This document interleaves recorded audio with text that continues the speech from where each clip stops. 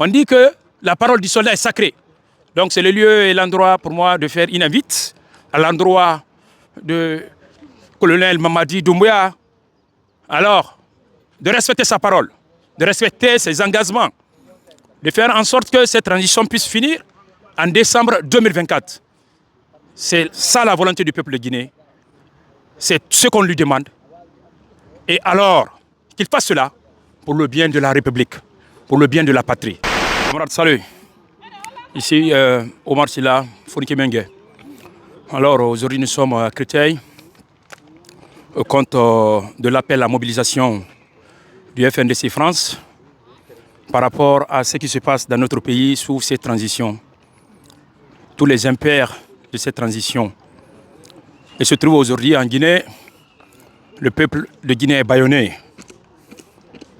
Il y a les restrictions des libertés individuelles et collectives.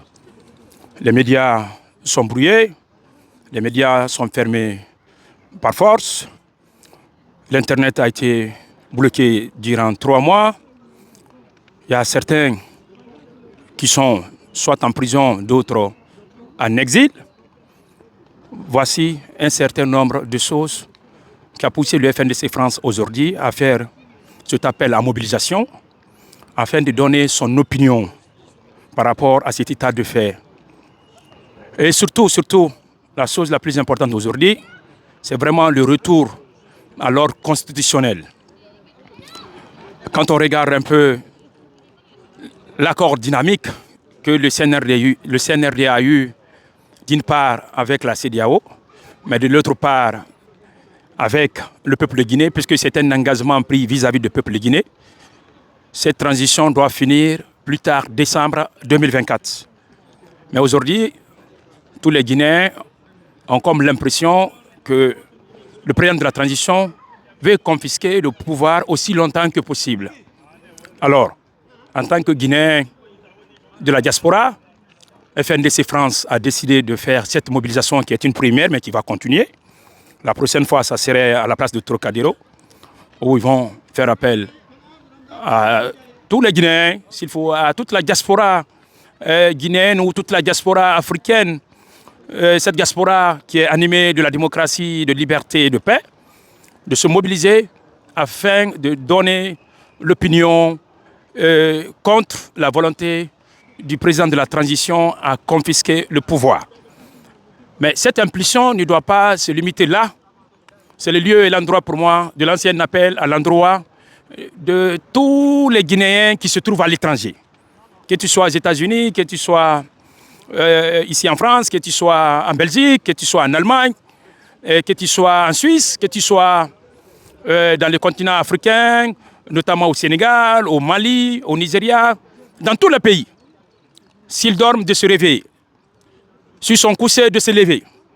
S'ils sont assis, de se mettre debout. Puisque la situation est critique dans notre pays. Il faut qu'on fasse une action pour montrer à l'opinion nationale et internationale que le peuple de Guinée n'est pas d'accord à ce que le président de la transition confisque le pouvoir en partant au-delà des 24 mois par rapport, n'est-ce pas, à la durée de notre transition.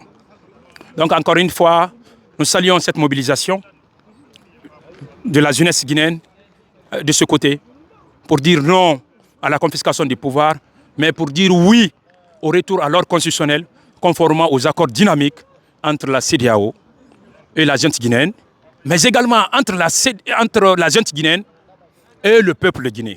Cet engagement est un engagement de soldats. On dit que la parole du soldat est sacrée. Donc c'est le lieu et l'endroit pour moi de faire une invite à l'endroit de colonel Mamadi Doumbouya. Alors, de respecter sa parole, de respecter ses engagements, de faire en sorte que cette transition puisse finir en décembre 2024. C'est ça la volonté du peuple guinéen. C'est ce qu'on lui demande. Et alors, qu'il fasse cela pour le bien de la République, pour le bien de la patrie. Donc encore une fois, vous les journalistes, on vous dit merci également d'avoir fait le déplacement. Merci à Compital et merci à tous les journalistes qui ont fait le déplacement pour couvrir cette mobilisation qui va continuer. Et j'ai dit la prochaine fois que ça sera à la place Trocadéro. Mais après, je vous dis que ça sera devant l'ambassade de la Guinée en France. Et ça va continuer. Nous allons assiéger toutes les ambassades de la Guinée dans les pays étrangers pour donner notre opinion par rapport à la conduite de la transition. On n'est pas d'accord qu'il y ait bâillonnement de la presse. On n'est pas d'accord qu'il y ait restriction des libertés individuelles et collectives. On n'est pas d'accord qu'il y ait fermeture de certains médias. On n'est pas d'accord qu'il y ait fermeture de certaines émissions ou de blocage de certaines émissions ou de la suppression de certaines émissions. Nous ne sommes pas d'accord. Alors nous continuons à le faire savoir, que ce soit en Guinée, mais également à l'étranger. Donc, encore une fois, merci à tout le monde. Le combat continue et il continue techniquement et stratégiquement jusqu'à la victoire finale. Camarades, salut.